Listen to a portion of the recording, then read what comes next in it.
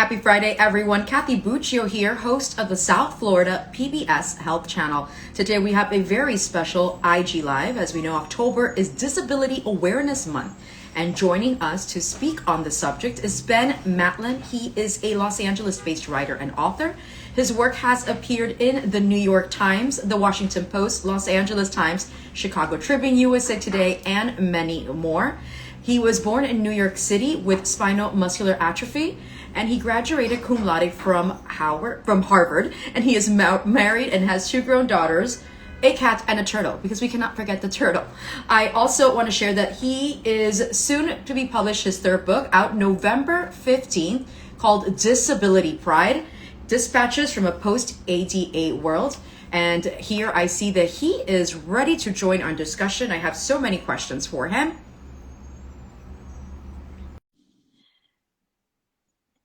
Hi, Ben. Are you with us? Did that work? That worked. There we are. Oh, there you Super. are. How are you? I am good. How are you? I'm great. I'm honored to be with you. I feel like I'm on Access Hollywood or something. Great Well, to be with you. Can I be honest? I used to work at Access Hollywood. Oh, I know. I know. So you are my celebrity today. That's why I said it. Yeah. Okay, so I really want to get into this book, and I want to thank you because I probably, in full transparency, would probably have not picked up a book like Disability Pride. But I will tell you that it was awesome. It was so eye-opening. I felt like I learned so much, and I've been educated in so many things I had really no background on. And so I'm really eager to get this conversation started. Now, I need to know, your pet, your cat, and your turtle, everybody's good, right? Oh, yeah. Well, Thank you. That's good to know. All right, so I really, as we said, we are raising awareness. It's Disability Awareness Month and overall mobility. And I want to start with your story, Ben. And can you share a little bit about the disability that you have and how it sort of inspired you to begin writing about disability in the first place? Sure. Before I start, for those who can't see, I'm an old white guy with not enough hair, wearing a headset microphone. I'm in a motorized wheelchair, wearing, I don't know if you can see it, like a purple and white striped shirt under a navy blue blazer. Background is a bookshelf and assorted mess. That's one of the things I learned. Access is not just ramps and sign language interpretation. We have to think about all kinds of disabilities and the kinds of access they need. Now, to your question, I was born with a form of spinal muscular atrophy, which is a neuromuscular weakness, kind of like muscular dystrophy. So I never walked, I never stood. I had grown progressively weaker, although very, very gradually. But I had some terrific advantages. I mean, my family had the emotional and financial resources to insist that I go to regular schools. I mean, this was, before it was required. As I like to say, when I was growing up, it was still legal to discriminate against people like me. My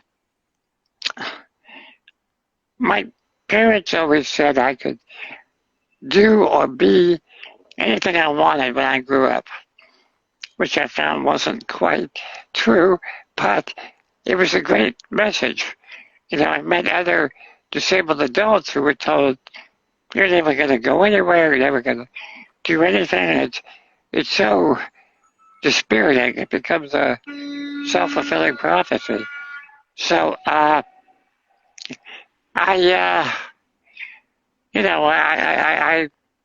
had high aspirations. But when I graduated from college, I couldn't get a job. Nobody would hire me. The disability rights movement was starting. I became aware of it. And I began to think, hey, maybe they're right. I am being discriminated against. So I got involved, not in a big way, but I wrote to Congress, and I wrote letters to the editor, and I went to a few protests. And when the ADA, the Americans with Disabilities Act, passed in 1990, I couldn't believe it happened. You know, I thought this will never happen. And it did happen. And then I got married and we had kids, and I kind of lost touch with the disability community. And then about 4 or 5 years ago, started seeing glamorous fashion models with highly visible disabilities. There was a big billboard in Times Square for Olay with Julian Mercado, and there's A1 Phillip doing all kinds of ads and runway work. A paraplegic performer won a Tony Right. for Best Actor.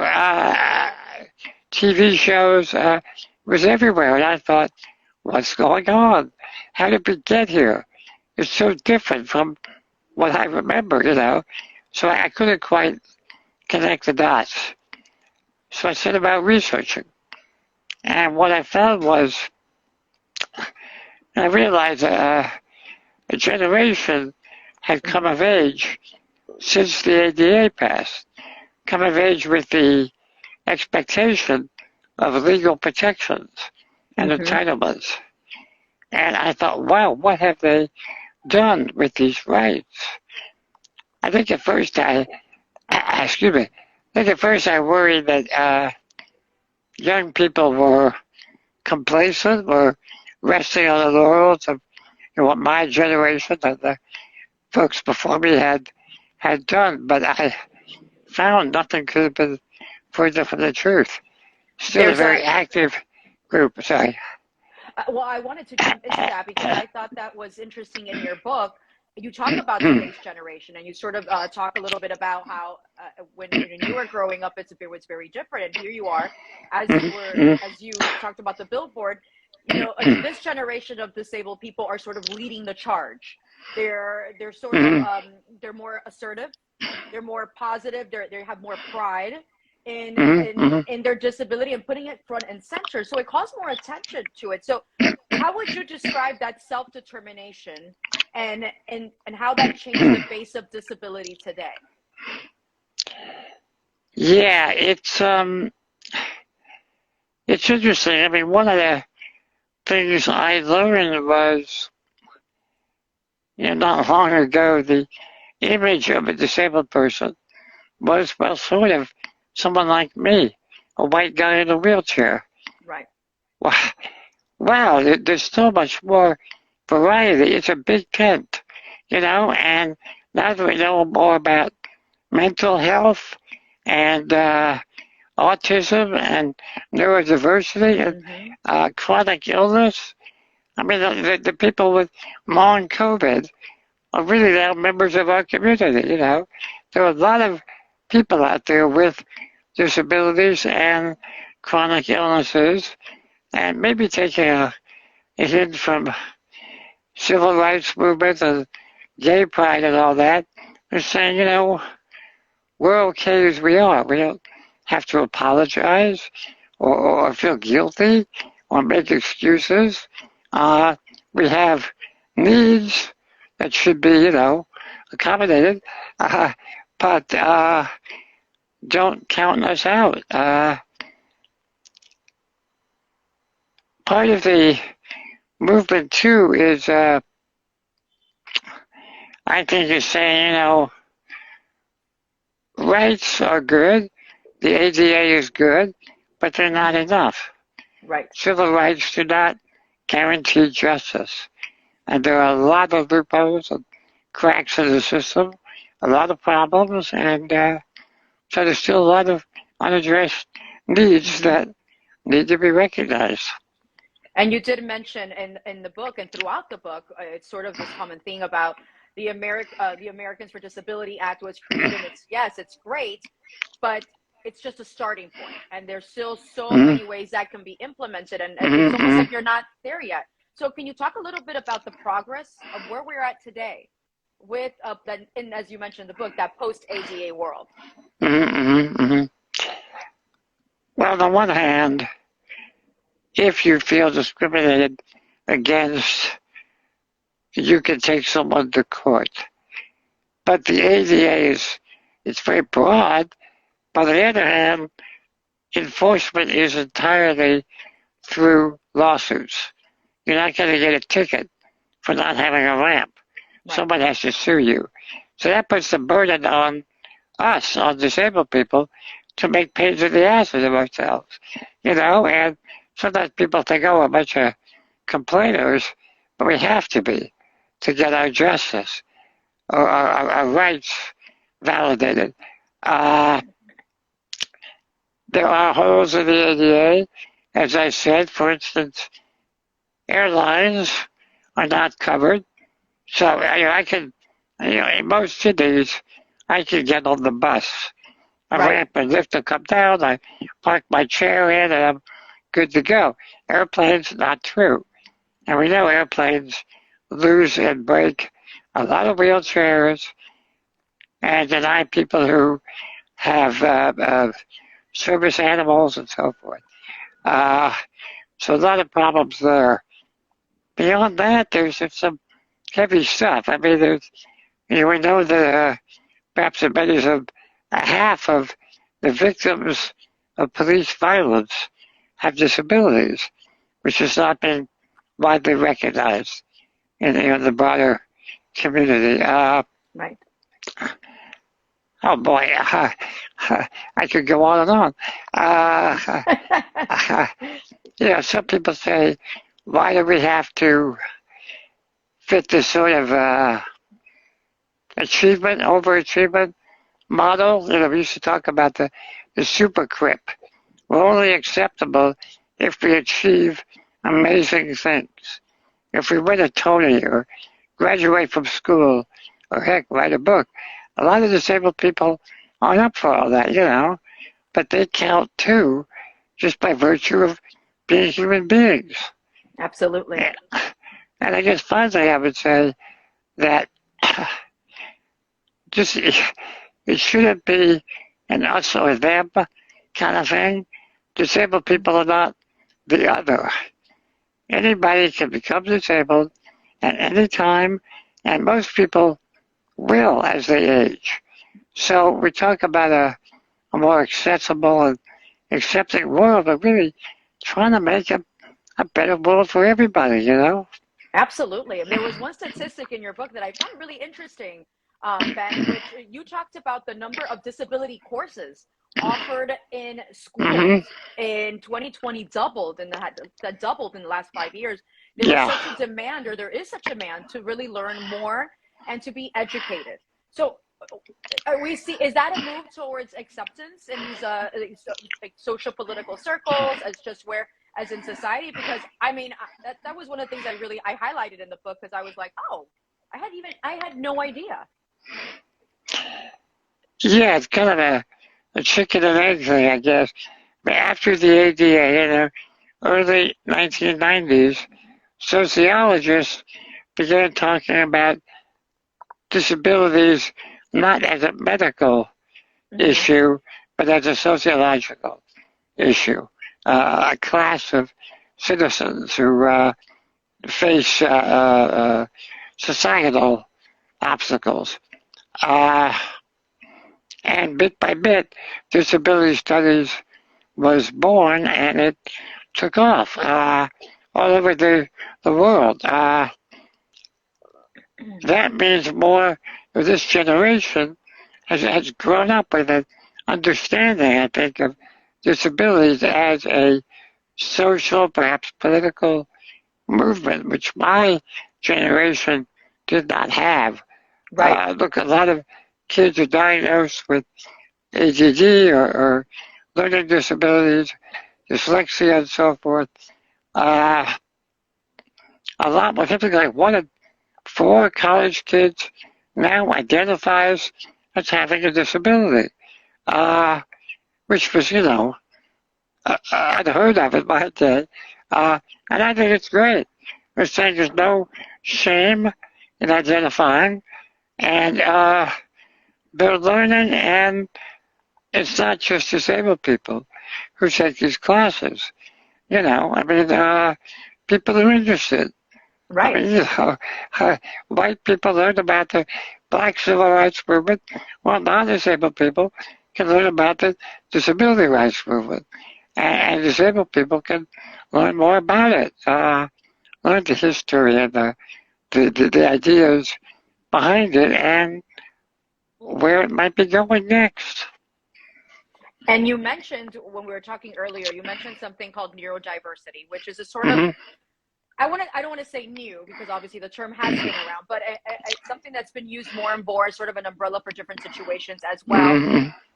How does it fit in today's discussion? As we said, a disability, as you say, was 1 in 4 identifies having a Hmm. disability, college students. So how does the Hmm. neurodiversity and that intellectual disability fit in today's sort of in today's society and in today's disabled world? Hmm. Well, I'm going to be careful. I'm not going to speak for those folks because I'm not part of it. But my understanding is, uh, actually, it's sort of interesting. When I started this, I wasn't even sure that, let's say, people with autism wanted to be called disabled. I wasn't sure. I thought maybe it's a separate movement. Well, I was wrong again. Uh, they absolutely do. They were inspired by the disability rights movement to create this, autistic self-advocacy. And there are a bunch of groups dedicated to that. And they really seized on the idea of neurodiversity and neurotypical. So I would be neurotypical, I guess. Mm-hmm. Uh, it's a phrase that is discussed a lot because it's been used very broadly. Uh, some people maybe think it ought to be narrower, but the idea is we know disability refers to people whose bodies work in untraditional ways. Neurodiversity is talking about people whose brains work in untraditional ways. I think it could be a big variety there. So like biodiversity, neurodiversity is just saying it's a normal aspect of life that people will process information differently and Right. react to stimuli in different ways. Uh, and so there are a number of groups and activists there, and they still have issues because a lot of the funding and so forth for, say, autism research is still focused on causes and Finding cure, cures, as you as if mentioned. there were a Yes. cure. Not on, making life better, more accessible for autistic people. Right. That's absolutely true, and that was a very interesting aspect in your book that I loved because you did talk about here we are all this funding that's being Mm-hmm. acquired, and instead of whether it's a neurodiversity or disabled, instead of finding cures, well, why not use that for a greater good of just improving Mm-hmm. life all around. Right, right, right. Right. And I want to shift to the workforce for a second because one of the you talk about I mean, we talk about systemic oppression, we talk about racism, we talk about ableism, classism, and how and especially how it fits in the disabled world. And Mm-hmm. how has the workforce been changed for those who are for disabled and neurodiverse people when we take all this into account? Yeah, that's a bit of a puzzle. I mean, overall, the unemployment rate for disabled people is still very high. It's Right. roughly double the general population. The ADA did not help enough in that regard, but there is a lot of stuff going on for autistic people. Uh, I quoted a piece from the Harvard Business School about the value of hiring autistic people, some of whom, they may not, at a job interview, they may not make eye contact or get all the jokes, but they may be able to concentrate better and figure out patterns and do mathematical tasks. But I hate to generalize. I mean, there is a great diversity in neurodiversity, and but there are efforts being made in some places to appreciate and better accommodate folks. Mm-hmm. There's also a guy I interviewed who started a program for disabled entrepreneurs. Yes. He is disabled himself, and he says, disabled people manage their lives every day. Some have hired help, and they've got skills, and those skills can be valuable in the business world. Mm-hmm. On the other hand, as I said before, there are some disabled people who are just not going to hustle like that. They don't need to make a buck to count. Right. I mean, that was always an issue, that disabled people can be expensive. We have, many of us have expensive equipment and need extra, staff to help us. And so we can't always, most of us can't earn enough money to really take care of ourselves. But, we shouldn't have to justify our existence by being super productive. Does that make sense? It makes absolute sense, and I think that could be said for pretty much anyone in general, right? We all count. Yeah. I love that point and I love that in your book. I mean, I don't think there's, and please chime in. There's nothing to, as you say, there's nothing to prove. Prove. It's who we are, and this is what we do. We live a normal life, whether you win a Tony or not, right? Right. Exactly. And exactly. Yeah. Go ahead. Are you asking about neurodiversity? I mean, the Greta Thunberg, is that her name? The environmental activist got lots of attention, and there was a problem, I understand, in the autistic community where people talk about high functioning and low functioning. And, why are only the superstars getting attention? Why are they the only ones respected or whatever? So yeah, we need to value everybody. We do. That's how I feel anyway. Absolutely, but I want to get in, and what you just said sort of leads me to one of my questions. I'm going to jump ahead here a little bit because we talk about the chapter. There's a couple of chapters that you talk about the power of beauty, the politics of beauty, and you also talk about use of media for representation. And I really want to touch on that because you just mentioned it, but it's the idea of using media as your soapbox, as representation. And there was so many wonderful examples that you gave in your book, particularly a lot of maybe actors who have played non-disabled, who are non-disabled, but disabled roles. And that was a great discussion because it all starts with giving that which I actually feel we're still talking about that in Hollywood. It's one of those things that people still talk about. So I guess it's a double-edged sword question. Do you think the media representation does help in terms of bringing awareness to create more advocacy work, more education about it? It can certainly do harm. We have a lot of stereotypes still. Oh my goodness.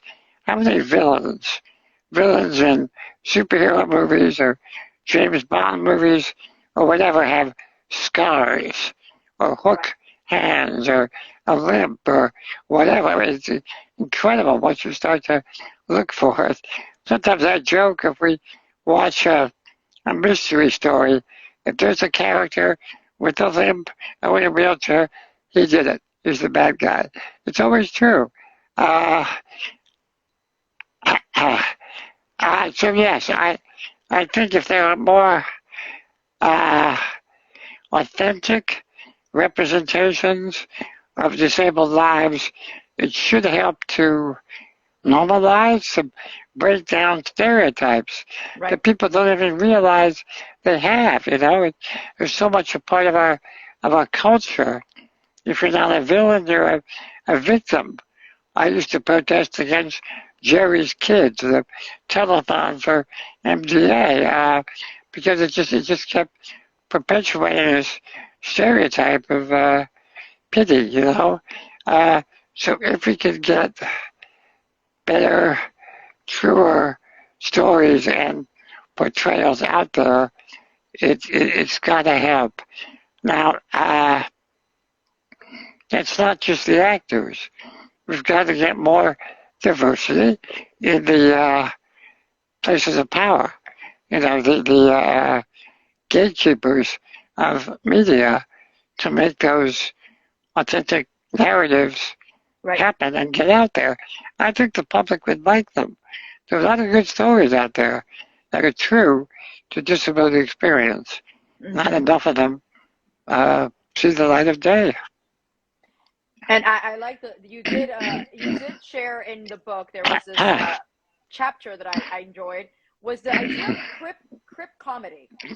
And it's almost like there's this, and you described it as sort of a non-disabled, a sense of awkwardness, but it's also the power of laughter in a disabled person, because as you said, disabled people are regular people just living their life, and the ability to laugh at yourself and to have others laugh with you, not at you. So can you talk a little bit about that? Because I think sometimes, as you mentioned, there could be a sense of awkwardness that you don't want to laugh, or you don't find your situations, as you said in the book, hilarious. Right. That was a fun chapter to write. I got to talk to a bunch of comedians.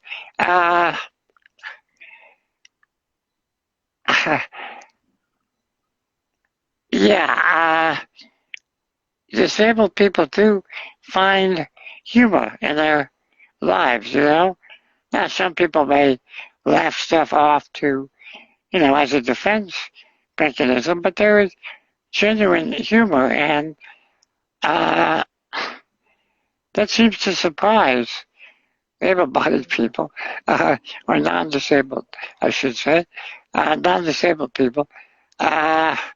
Seem surprised by that.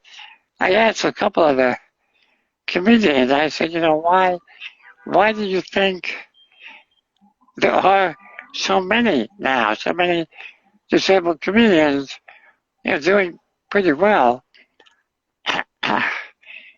Some of them deny it, of course. There are still terrible access barriers. The comedy clubs are not accessible and so forth. I hear it's harder for women than men and harder for people of color. If you can't walk up on stage, it's not ramped. It's a tough profession. But people feel like I'm going to be stared at anyway. I'm going to be laughed at anyway. I might as well control the narrative, and maybe try to help people realize how ridiculous it is. A lot of their assumptions about disabilities.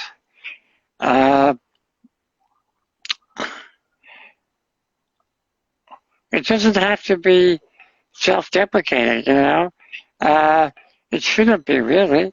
Sometimes the funniest thing is how other people react around disabled people. The kind of unnatural nervousness or the foolish questions and expectations. It really can be pretty hilarious. So I want to, because I know we have to wrap soon, but I still have so many questions, Ben. But I want to know. We talk about COVID because I think that COVID is such a big part of the book too, which is we saw such a great disparity, all around with COVID. But more importantly, in the disabled community, and I think that, as you mentioned earlier, listen, at some point we're all going to be at some form of have some form of disability as we get older. And we saw that during COVID, and it sort of became a crisis. As you mentioned, the Medicaid cuts, we saw the nursing home deaths, long-term facility deaths, the issue with face masks if you're not able to communicate.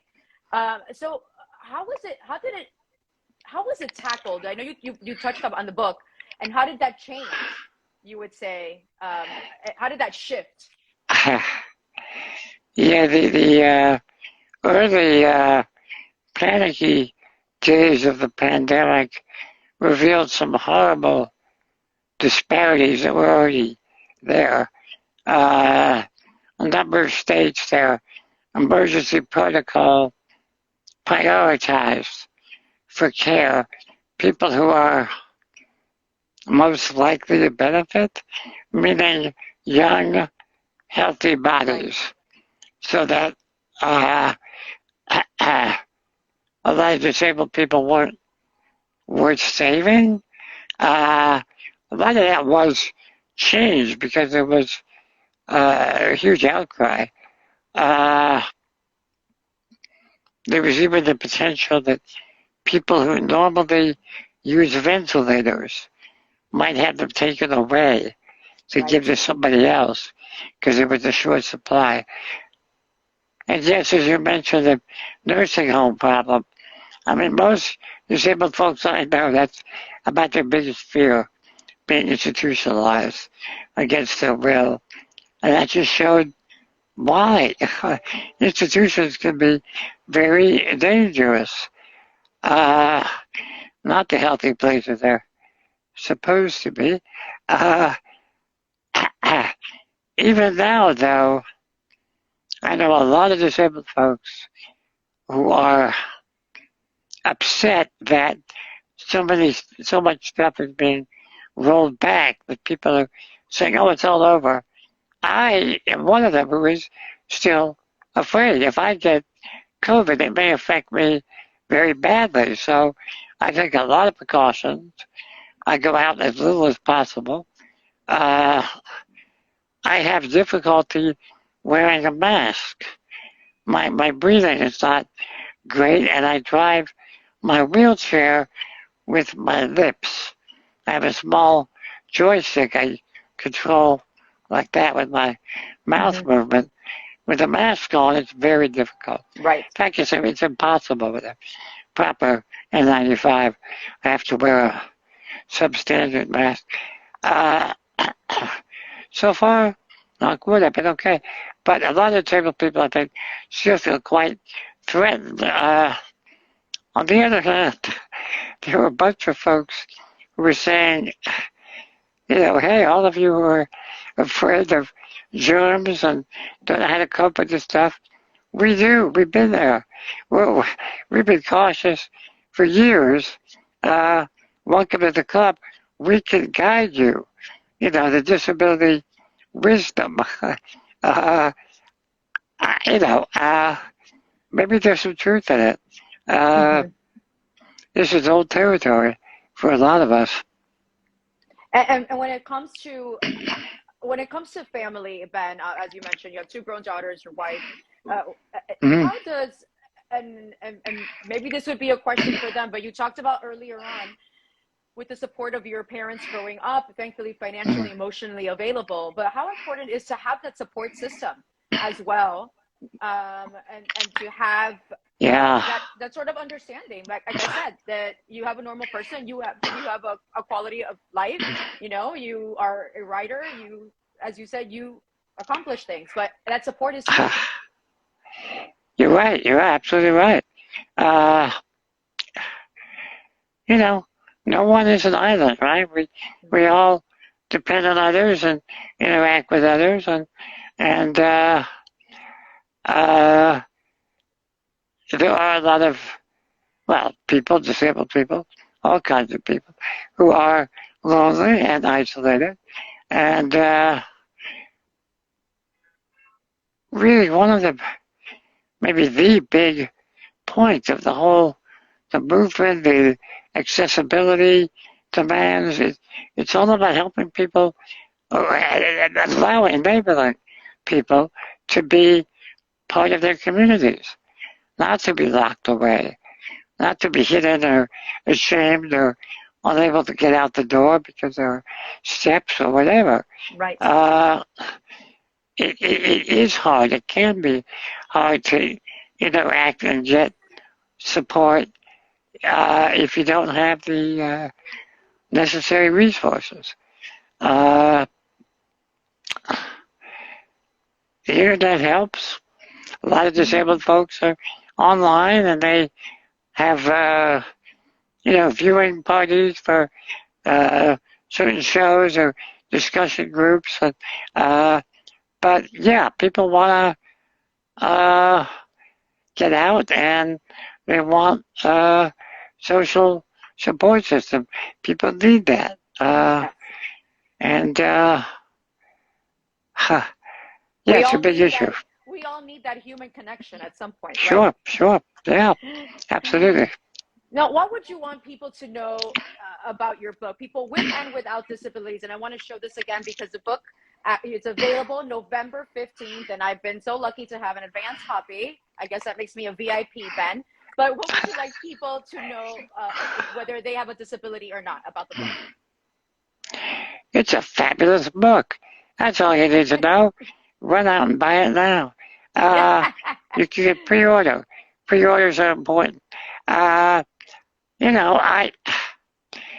One of the original titles was the ADA generation, because I thought I was trying to profile folks who came of age after the ADA. And I mostly interviewed disabled people under 40, 45, mostly.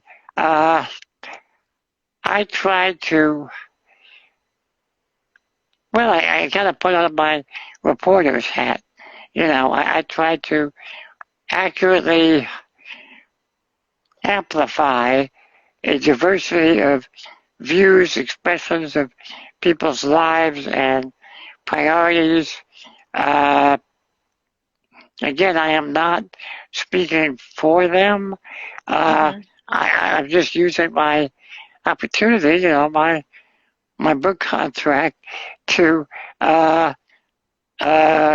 introduce this community to the world and maybe help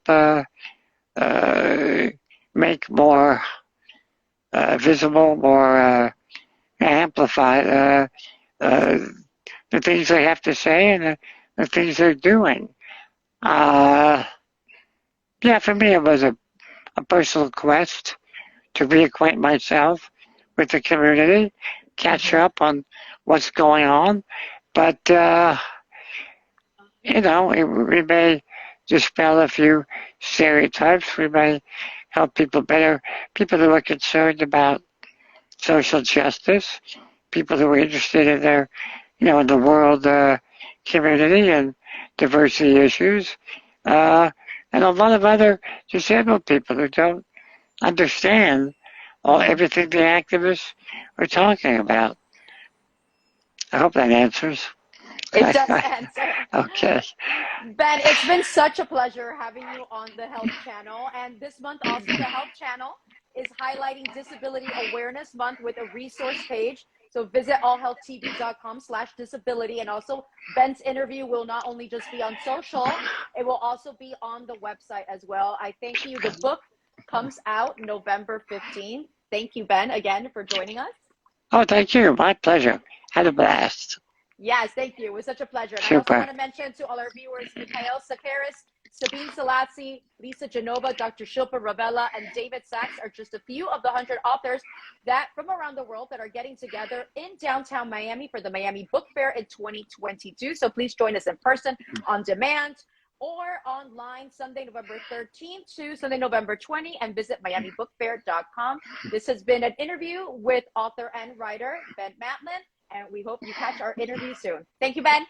Thank you. Have a great one. Bye-bye.